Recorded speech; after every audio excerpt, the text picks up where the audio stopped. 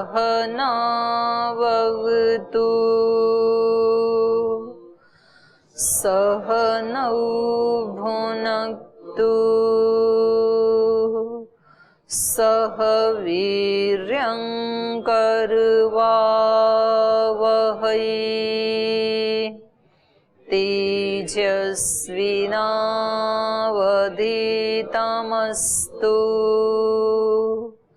मा विद्विषावहै। ओम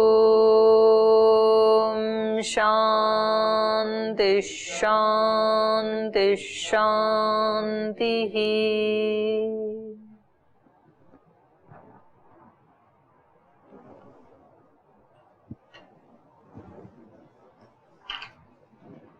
सांख्य दर्शन में क्या प्रसंग चल रहा था, कौन बताएंगे? क्या पढ़ रहे थे हम सांख्य दर्शन में? उससे बताओ, माइक लेके बताओ जी। ये प्रसंग चल रहा था कि पुरुष की असंगता का, पुरुष की असंगता, और ये चल रहा था प्रसंग। तो उसमें क्या चल रहा था? असंगता में क्या चल रहा था? आगे में ऐसे पूछ रहे थे कि पुरुष काल के द्वारा बंध जाता है ऐसे, फिर इसके बाद आया पुरुष देश के सारा देश के द्वारा बंध जाते हैं, फिर वो बोलते हैं कि पुरुष अवस्था के द्वारा बंध जाते हैं। आप ये बताओ कि पुरुष तो प्रसंग तो बंधन का चल रहा था, असंगता का नहीं चल रहा था। प्रसंग क्या चल रहा है सांख्य दर्शन में?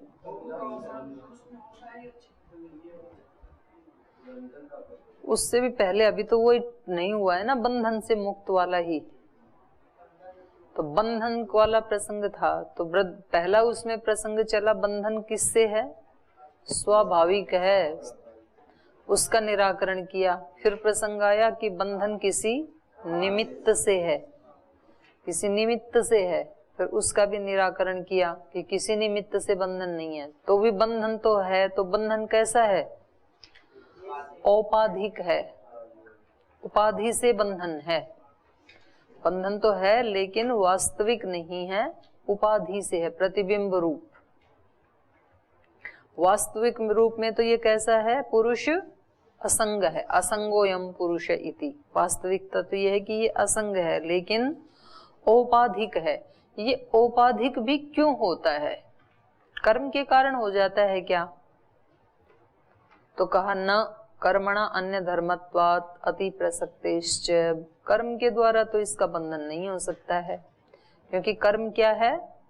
किसी अन्य का धर्म है। अन्य का किसका धर्म है?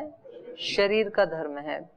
शरीर का या मन का, बुद्धि का, त्रिगुण का, जो भी कहें, आत्मा से जो अन्य है उससे कर्म होता है। आत्मा कर्म नहीं करता है, तो कर्म से तो नहीं बंधा है। तो कह रहे हैं अगर कर्म से नहीं मानेंगे तो ये दुख का जो योग है, जो इसमें बंधन दिखाई दे रहा है, ये किसका मान ले फिर?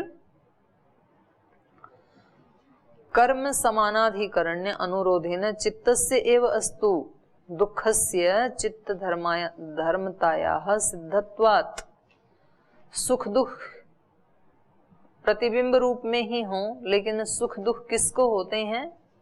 आत्मा को होते हैं। हमारी प्रत्यक्ष अनुभूति है ना कि आत्मा को ही सुख दुख की अनुभूति होती है। सुख दुख का अंतिम अवसान पहले तो मन उसको अनुभव करता है, और फिर मन का ही प्रतिबिंब जो है वो आत्मा पे गिरता है, तो आत्मा भी उससे सुखी दुखी होता है। तो ये क्यों होता है? ये जब ये अलग हैं तो पुरुष के ऊपर क्यों होता है? ये जब ये चित्त के धर्म हैं, चित्त कर्म करता है, चित्त को फल मिलता है, तो इसके ऊपर क्यों ये प्रतिबिंब गिरता है फिर? तो कह रहे हैं यदि ऐसा नहीं होगा तो विचित्र भोगों की अनुपपत्ति हो जाएगी।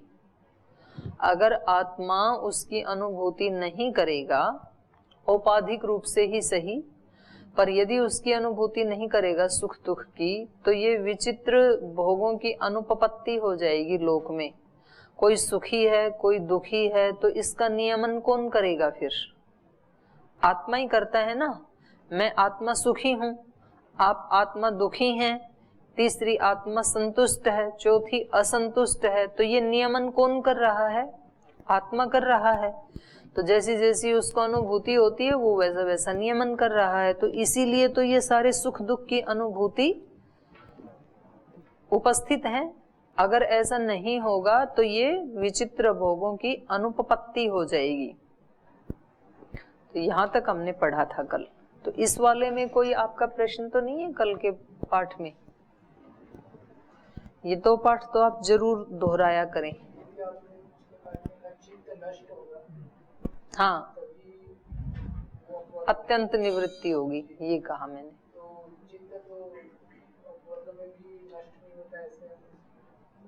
ऐसे सुन लिया? ऐसे कहाँ सुना? इनको दियो माइक एक बार। ये तो सारे शास्त्र पढ़ करके सत्यानाश ही कर दिया। सुनते हैं कि गुरुजी ने भी एक दिन सत्संग में कहा था कि चित्त हमेशा वो शांत रहती है, नहीं तो हमें पुनर्जन्म जो कर्म फल मिलता है, पुनर्जन्म कर्माशय आदि, तो वो तो चित्त में ही के अनुरूप ही होता है ना हमारे। तो पुनर्जन्म होगा तब तक तो चित्त साथ रहेगा। आप तो कह रहे हो कि अपवर्ग में भी साथ रहता है। तो पूर्ण रूप से समाप्त हो जाते हैं चित्त। चित्त यदि समाप्त नहीं हुआ तो कैवल्य की स्थिति कैसे बनेगी फिर? केवल का भाव ही तो कैवल्य होता है। यदि प्रकृति साथ में जुड़ी ही हुई है तो फिर अपवर्ग काहे का?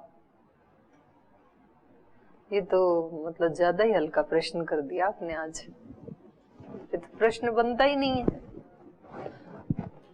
आप बताइए भाई सारे ब्रह्मचारी, मोक्ष में चित्त साथ रहता है कि चित्त का नाश हो जाता है? ये तो सबको पता है इनको, आप कैसे भ्रम में पड़ गए? पता आपने बताया था दीदी, लेकिन प्रश्न में पहले गुरुजी ने कहा था। गुरुजी ने ये कहा होगा कि पुनर्जन्म होता ही तब है जब चित्त साथ है। तो ये तो ठीक है, ये तो जब तक जन्म होंगे तब तक तो चित्त साथ। मैं भी बताती हूँ कि आपके पास जो मन है अभी, ये कितने वर्ष पुराना है? ये मैं तो रोज पूछती हूँ, कितना पुराना है आपका चित्त मन? लगभग 200 करोड़ वर्ष पुराना है। ऐसे रोज बोलती हूँ ना मैं, क्योंकि ये चित्त हमें कहाँ मिला था? सृष्टि के आदि में मिला था। तो तब से वो ही चल रहा है। और जब तक आप आगे जन्म लेते रहेंगे, कितने भी युगों तक लेते रहें, वही चित्त रहेगा। तो ये तो हम मानते ही हैं। तो बात तो अपवर्ग की हो रही है। अभी देते हैं आपको। मेरे समझने में दिक्कत हो गया था दीदी। हाँ अभी ठीक है, अभी क्लियर है। चल पीछे दे दो माइक। ओम जी। बहन जी, मोक्ष पाई हुई आत्मा फिर जन्म मरण के चक्कर में आती है तो फिर क्यों, कैसे आती, क्यों आती है? तो बहुत काफी लंबा पीरियड है। ऐसा तो है नहीं कि कोई 100, 200, 500 साल में ही वापस आ जाएगी। कितना ही लंबा है फिर भी निश्चित तो है ना वो पीरियड। ऐसा तो माना है महर्षि दयानंद ने जी। हाँ, 36,000 बार सृष्टि बने, उतनी बार नष्ट हो, लगभग उतने वर्ष रहता है, ऐसे उन्होंने कहा। तो काफी लंबा पीरियड है। तो क्यों ना हम पुरुषार्थ करें। जब हमें ये पता लगता है कि एक IAS बनने के लिए हमें 20 साल पुरुषार्थ करना है और उसके बाद 50-60 साल आराम से जिएंगे, तो हम पुरुषार्थ करते हैं कि नहीं करते हैं? तो जब हम थोड़े से फल के लिए भी इतना पुरुषार्थ कर लेते हैं, तो ये इतना लंबा हमें सुख मिलने वाला है, उसके लिए हम अष्टांग योग का पालन क्यों ना करें? और वो तो मिलेगा, वो तो बोनस मिलेगा। यहाँ पर ही अष्टांग योग का पालन करते हुए भी सुख मिलता है व्यक्ति को, उसका अनुष्ठान करते हुए भी सुख मिलता है। तो उसका पालन क्यों ना करें? ना करने में हेतु बताओ आप मेरे को। नहीं, मेरी जिज्ञासा ये थी कि जब मोक्ष हो गया उसके बाद में चाहे बेशक कितना ही लंबा कालखंड है, जन्म तो होता है ना, वो किस वजह से होता है? जब चित्त भी नष्ट हो गया, कर्मा से नष्ट हो गया जी, तो फिर जन्म क्यों होता है? तो एक अलग से चांस देंगे भगवान आपको, एक सामान्य, एक मीडियम उसमें दे देंगे कि फिर से एक बार पुरुषार्थ करो। क्योंकि इसमें ना कोई इसका प्रमाण तो है नहीं, शास्त्र का प्रमाण तो, कि किस आधार पे होता है।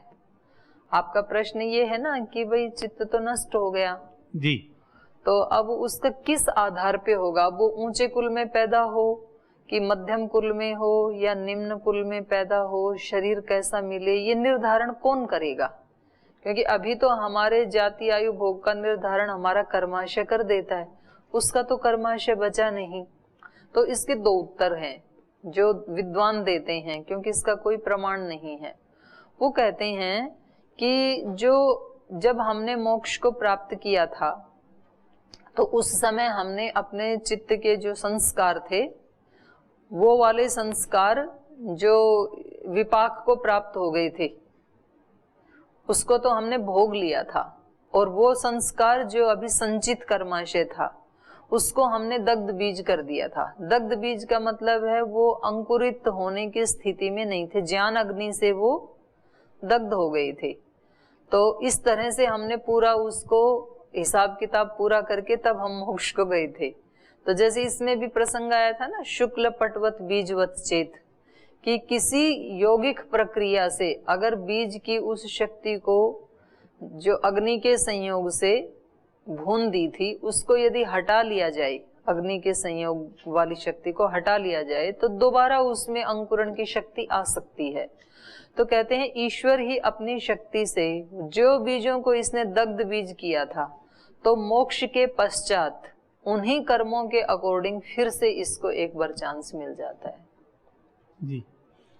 मोक्ष अवस्था में कारण शरीर साथ रहता है जी आत्मा के? नहीं रहता है, कोई भी शरीर नहीं रहता है। कारण शरीर भी नहीं रहता है, लिंग शरीर भी, उसी को लिंग शरीर कहते हैं, क्योंकि वो प्रकृति का विकार है, और प्रकृति अपने मूल कारण में, उसी को प्रतिप्रसव योग कहते हैं, कैवल्य योग या प्रतिप्रसव योग उसी को कहते हैं। वो अपने कारण में लीन हो जाता है। आत्मा बिल्कुल विशुद्ध अपने स्वरूप में रहता है, और अपने स्वरूप में रहता हुआ ईश्वर के आनंद से ये आनंदित होता है। जैसे ईश्वर को किसी भी करण की आवश्यकता नहीं है ना, कल हमने उपनिषद में पढ़ा था कि वो बिना चक्षु के देख लेता है, बिना कान के सुन लेता है, उसको किसी शरीर की आवश्यकता नहीं है। ऐसे ही मुक्त अवस्था में इस जीवात्मा को भी आनंद आदि की अनुभूति करने के लिए किसी करण की आवश्यकता नहीं है। वो बिना ही करण के ईश्वर के आनंद में आनंदित रहता है, उसी की तरह से। ठीक है, आगे चलो। और कोई प्रश्न है किसी का? तो ये विचित्र भोगों की अनुपपत्ति, विचित्र भोगा अनुपपत्ति अन्य धर्मत्वे, फिर ये कोई यदि नियामक नहीं मानेंगे ना, तो ये विचित्र प्रकार के भोगों की अनुपपत्ति हो जाएगी, उपपत्ति नहीं होगी। और हम तो देखते हैं संसार में, कोई व्यक्ति कहता है मैं सुखी हूं, कोई कहता है मैं दुखी हूं, तो ये आत्मा ही तो नियमन करता है। अच्छा, कोई व्यक्ति कम मकान होकर के भी वो कहता है मैं तो सुखी हूं, और कोई व्यक्ति 15 मकान होने के बाद भी कहता है मैं तो दुखी हूं। तो ये वस्तुएं नियमन नहीं कर सकती ना कि कितनी वस्तु होने पर आत्मा सुख, कौन सुखी होगा कौन दुखी होगा, तो वस्तुएं नहीं उसका निर्धारण कर सकती हैं।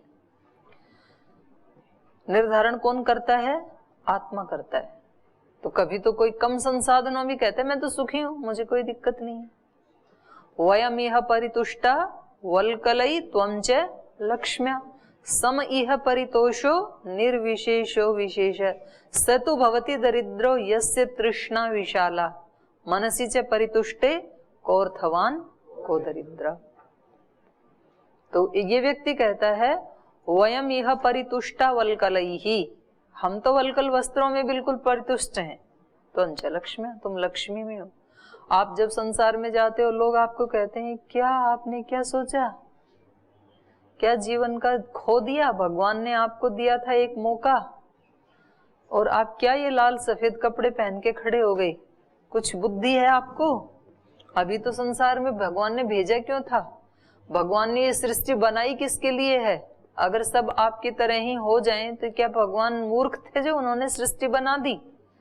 और आप भी ऐसे देखने लगते हैं हाँ बात तो ठीक कह रहे हैं, तो फिर फंस जाते हैं गोल गोल चक्कर में।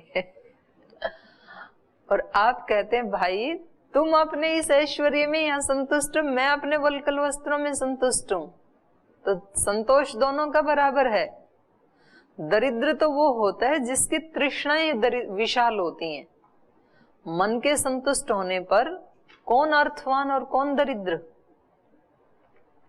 श्लोक याद है? बोलो। वयमिह परितुष्टा वल्कलैत्वं च लक्ष्म्या सम इह परितोषो निर्विशेषो विशेषः स तु भवति दरिद्रो यस्य तृष्णा विशाला मनसि च परितुष्टे कोऽर्थवान् को दरिद्रः। तो जब मन ही संतुष्ट हो गया तो अब क्या मकान और क्या जमीन, सब बराबर हैं फिर तो सुख दुख का नियमन कौन करता है? नियामक कौन है? आत्मा है। वो किससे सुखी है किससे दुखी है उसके अनुसार ही इस व्यक्ति की उपाधियां होती हैं। तो अगर हम ये भोग को उससे अलग कर देंगे कि सुख दुख चित्त को ही होते हैं, आत्मा को छूते भी नहीं हैं, अगर हमने ऐसा कह दिया तो विचित्र भोगों की अनुपपत्ति हो जाएगी। परस्य ही दुख योग रूप बंधस्य चित्त मात्र धर्मत्वे विचित्र भोगानुपपत्ति ही पुरुषस्य ही दुख योगम विनापि दुख साक्षात्काराख्य भोग स्वीकारे सर्व पुरुष दुखादीनाम सर्व पुरुष भोग्यता स्यात् नियामका भावात् ततश्च अयं दुख भोक्ता अयं च सुख भोक्ता इत्यादि रूप भोग वैचित्र्यं नोपपद्येत इत्यर्थः। अतः भोग वैचित्र्योपपत्तये भोग नियामकतया दुखादि योग रूपो बंधः पुरुषे अपि स्वीकार्य। तो ये दुखों का भोग पुरुष में भी स्वीकार करना चाहिए। सच पुरुषे दुख योग प्रतिबिंब रूप एव इति प्राग एव उक्तम। पुरुष में स्वीकार करना चाहिए, इसका मतलब नहीं है कि पुरुष का स्वाभाविक गुण है ये हमने पहले ही बता दिया है कि पुरुष में ये प्रतिबिंब के रूप में औपाधिक रूप में अवभासित होता है। सच पुरुषे, उस पुरुष में दुख योग, दुख का योग प्रतिबिंब रूप एव इति, प्रतिबिंब रूप में ही होता है। जैसे शीशे में प्रतिबिंब आता है ना, ऐसे ही आत्मा में भी ये सुख दुख आदि प्रतिबिंब के रूप में ही होते हैं। इति प्रागेव उक्तम, ये हमने पहले ही बता दिया है। प्रतिबिंबश्च स्व उपाधि वृत्तेरेव भवति इति न सर्व पुंसाम सर्व दुख भोग इति भावः। प्रतिबिंबश्च स्व उपाधि वृत्तेरेव भवति, और ये प्रतिबिंब भी अपनी उपाधि की वृत्ति से ही होता है। जिसकी जो उपाधि उसको उस प्रकार का दुख। तो प्रतिबिंबश्च स्व उपाधि वृत्ते एव भवति न सर्व पुंसाम सर्व दुख भोग। सब पुरुषों को सब प्रकार का दुख नहीं होता है, जिसकी जो उपाधि उसको वैसा दुख, ऐसा होता है।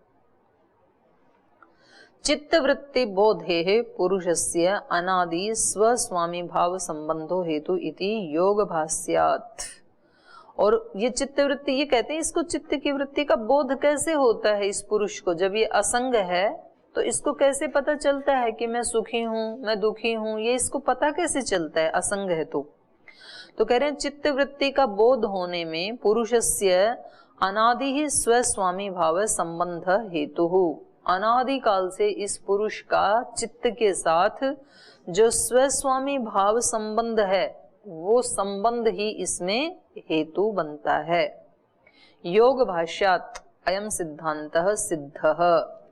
तो वहां पर जो चौथा सूत्र है, अथ योगानुशासनम योगश्चित्त वृत्ति निरोध तदा द्रष्टु स्वरूपेवस्थानम वृत्ति सारूप्यमितरत्र। तो वहां पर कहा है ये कि चित्तम अयस्कांतमणि कल्पम सन्निधि मात्र उपकारी दृश्यत्वेन स्वम भवति पुरुषस्य स्वामिनः। ऐसे वहां पर कहा है कि ये हमारा चित्त है, ये कैसा है? अयस्कांत मणि कल्पम, चुंबक जैसा है, अयस्कांत मणि जैसा है, ये चुंबक जैसा है। चुंबक क्या करता है? सन्निधि मात्र से, निकट होने से ही लोहे को खींच लेता है, प्रभावित कर देता है। तो सन्निधि मात्र उपकारी दृश्यत्वेन स्वं भवति, आत्मा के सन्निधि में होने से ही, ये प्रकृति निकट आने से ही आत्मा को खींच लेती है अपनी तरफ, आत्मा खींच जाता है। चित्त क्या है? चुंबक, और आत्मा क्या है? लोहा। तो जैसे लोहा चुंबक की ओर खींचता है, निकटता मात्र से ही उपकार कर देता है, ऐसे ही ये चित्त भी सन्निधि मात्र से ही उपकार कर देता है। और क्योंकि ये तो दृश्य है, चित्त तो हमारा दृश्यत्वेन स्वं भवति, दृश्य होने से ये उसका स्व बन जाता है, पुरुष का। और पुरुष क्या बन जाता है? स्वामी बन जाता है। पुरुष कहता है कि ये चित्त मेरा है, इसलिए इस चित्त के सुख दुख मेरे हैं। व्यक्ति शीशे में देखता है ना, तो कहता है ये प्रतिबिंब मेरा है। इसलिए कह रहे हैं, ये भाष्य में वहां पर सिद्ध हो गया कि ये चित्त इसका स्व है और ये पुरुष इसका, आत्मा इसका स्वामी है। ये जो स्व स्वामी का संबंध बन गया, ये ही इसको सुखी दुखी करने में हेतु बनता है प्रतिबिंब रूप में।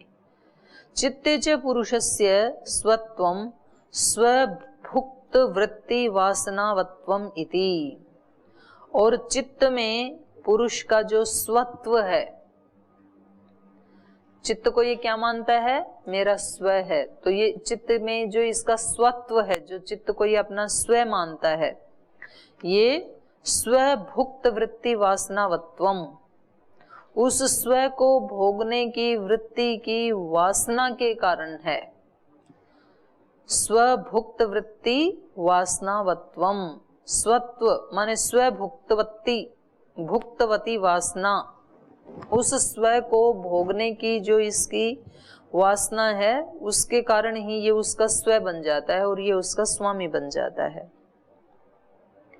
यत्तु चित्तस्य एव बंध मोक्षौ न पुरुषस्य इति श्रुति स्मृतिषु गीयते तद बिंब रूप दुख योग रूपम पारमार्थिकम बंधम आदाय बोध्यम। यत्तु जो श्रुति स्मृतियों में ये गाया है, गीयते कहा गया है, क्या? चित्तस्य एव बंध मोक्षौ, चित्त का ही बंधन और मोक्ष होता है। चित्त जब आत्मा के साथ जुड़ जाता है तो ये उसका बंधन है, और जब ये अलग हो जाता है तो ये उसका मोक्ष है। बंधता चित्त ही है। चित्तस्य एव बंध मोक्षौ न पुरुषस्य, पुरुष में कोई बंधन मोक्ष नहीं है, क्योंकि वो तो असंग है और वो तो स्वामी है। ऐसा जो श्रुति स्मृतियों में कहा है, तद बिंब रूप दुख योग रूपम, तो वो कौन से दुख के बारे में कहा है? बंधन और मोक्ष। तो कहा वो बिंब रूप, प्रतिबिंब रूप जो दुख का योग है, उसके बारे में कहा है। दुख योग रूपम पारमार्थिकम बंधम आदाय बोध्यम, वो उसको पारमार्थिक बंधन मान करके, पारमार्थिक कौन सा होता है? सर्वोपरि, अंतिम, है जी, जो सर्वोत्कृष्ट होता है। परमार्थ शब्द से ठक करके पारमार्थिक बन जाएगा। तो उस पारमार्थिक, उस यथार्थ दुख को लेकर के ये कहा गया है। जो श्रुति स्मृतियों में ये कहा कि इस पुरुष में कोई दुख नहीं है, दुख तो चित्त में ही होते हैं, तो वहां कौन से दुख की बात कर रही है श्रुति स्मृति? पारमार्थिक दुख की, कि वास्तविक जो दुख है वो चित्त में ही होता है, आत्मा में नहीं होता है। आत्मा में क्या होता है फिर? कौन सा दुख होता है? उसका प्रतिबिंब मात्र होता है जी, आरोपित किया हुआ होता है, वास्तविक नहीं होता है। तो वहां जो ये श्रुति स्मृतियों में ये जो पंक्ति कही कि चित्तस्य एव बंध मोक्षौ, चित्त में ही बंधन और मोक्ष होता है, तो ये कौन से दुख को लेके कहा गया है? कौन से दुख को लेके कहा? ये पारमार्थिक दुख को लेकर के कहा है। पारमार्थिक सुख दुख कहाँ रहते हैं? चित्त में रहते हैं। वास्तविक सुख दुख तो चित्त में ही रहते हैं, लेकिन औपाधिक सुख दुख आत्मा में भी होता है, ये कह रहे हैं। तो मालिक है आत्मा स्वामी और स्व है उसका चित्त। तो नौकर मालिक के साथ बंधा रहता है कि मालिक नौकर के साथ बंधा रहता है? हैं?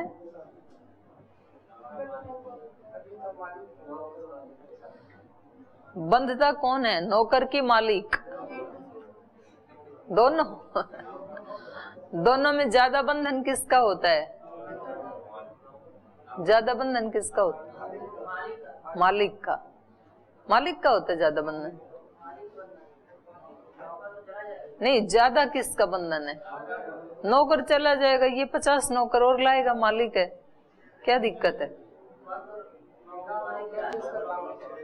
उसका काम नहीं चलेगा नौकर का, इसका तो चल जाएगा, ये तो मालिक है। एक जाए तो 4 लाइन में लगे हैं, इसलिए नौकर हमेशा हाथ जोड़ के खड़ा है, जी मुझे मत निकाल।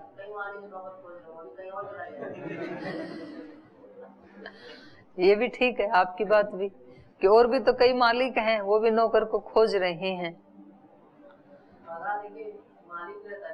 लेकिन एक दिन तो आप उल्टा बोल रहे थे। मैंने जब ये कहा कि गाय नहीं बंधी हुई है, मालिक बंधा हुआ है, तो आपने कहा मालिक कहाँ बंधा हुआ है, गाय बंधी हुई है। आज उससे उल्टा कह रहे हैं, तो इसका मतलब आपने लक्ष्य बना रखा है कि जो दीदी बोले उससे उल्टा मुझे बोलना है। तो बंधा कौन फिर? गाय आपके अनुसार? हाँ, नौकरी बंधा, यही तो कह रही हूं। तो बंधन किसका हुआ ज्यादा? नौकर का। मालिक का भी है, थोड़ा है, लेकिन मालिक को तो ये आजादी है। अब जैसे नौकर को तो ये कह रखा है कि भाई आपको घर के बाहर घूमने नहीं जाना है, तो वो बेचारा ना वॉकिंग के लिए जा सकता है, ना व्यायाम कर सकता है, ना प्राणायाम कर सकता है, ना ध्यान कर सकता है, क्योंकि उसी समय इन लोगों को चाय चाहिए, उसी समय सफाई नाश्ता चाहिए, तो वो तो बंधा हुआ है बेचारा। और ये वाला जो है, ये तो जिस दिन चाहे तो पी ले, जिस दिन इच्छा नहीं हो तो ना भी पिए, जिस दिन इच्छा हो वॉकिंग जाने की तो वॉकिंग चला जाए। उसकी अपेक्षा इसका बंधन कम है, स्पष्ट दिखता है ना लोक में। बंधा तो ये भी है, क्योंकि 2-4 दिन काम वाला चला जाए तो इसको दिक्कत होती है, लेकिन दोनों का बंधन जब देखेंगे तो इसका बंधन कम है, क्योंकि इसके पास स्वतंत्रताएं ज्यादा है, इसकी पावर ज्यादा है, इसकी शक्ति ज्यादा है, और वो बेचारा इससे कमजोर है, तो ज्यादा बंधा वो ही है। अच्छा, ये तो अपने यहाँ पर ही था, अपने स्थान पे ही था, आकर के बंधा वो है नौकर, आया वो है ना बाहर से, और जाएगा वो। तो बंधन और मोक्ष किसका हो रहा है? जिस दिन जाएगा उस दिन तो वो मुक्त हो जाएगा, और जिस दिन चल के आया इसके घर में उस दिन से ये बंध गया। ठीक है, तो बंधन और मोक्ष वास्तविक रूप में नौकर का हो रहा है। तो चित्त आकर के मिला है आत्मा से, तो आत्मा का बंधन नहीं, चित्त का है बंधन। तो ये बेचारा बंधा हुआ है हमारे, और हम उलाहना देते रहते हैं इसको कि हमें तो मन ने बांध रखा है, प्रकृति ने बांध रखा है, दुनियादारी ने बांध रखा है। हमें दुनियादारी ने नहीं बांध रखा, दुनियादारी को आपने बांध रखा है। वो बेचारी बंधी हुई है आपसे, संबंध बंधे हुए हैं, चित्त बंधा हुआ है। और जिस दिन चित्त चला जाएगा, अपने कारण में लीन हो जाएगा, तो चित्त मुक्त हो जाएगा। आप तो पहले ही मुक्त हैं, असंगोयम पुरुष इति। तो ये कह रहे हैं श्रुति स्मृतियों में जो ये कहा है, चित्तस्य एव बंध मोक्षौ, चित्त का ही बंधन और मोक्ष होता है, न पुरुषस्य, पुरुष का नहीं होता है, क्योंकि बंधा चित्त ही था।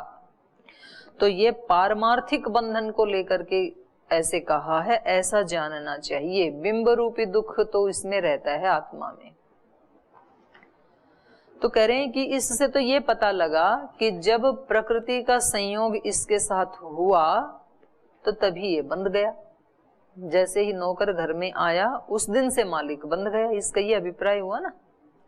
चित्त जब इसके साथ जुड़ा, प्रकृति जब इसके साथ जुड़ी, तो उसी से ही इसका बंधन हो गया।